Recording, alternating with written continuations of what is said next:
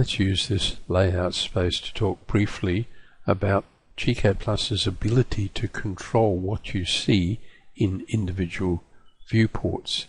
If we select a viewport, which we can do quite easily, and if we look over here in the properties box, it's an entity called a viewport.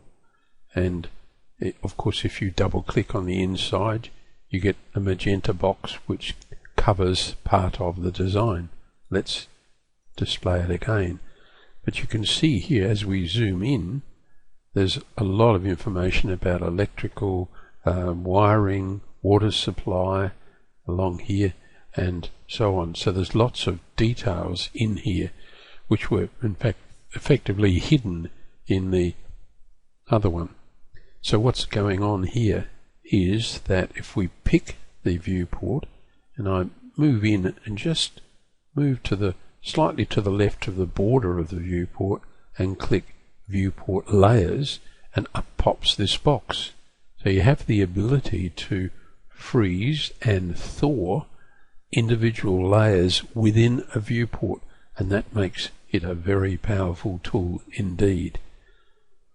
Notice how some layers in here are turned on, dimension notes are turned off, fills are turned off, as are the furniture items on the furniture layer. So you can control whatever you see in various viewports here. So if we come in here and pick that viewport, do the exact, no, that's a rectangle, so you do have to be careful.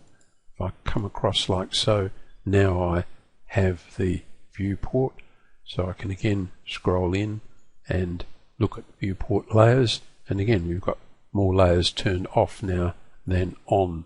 So learning to manipulate viewport layers in your CAD work is really, really important.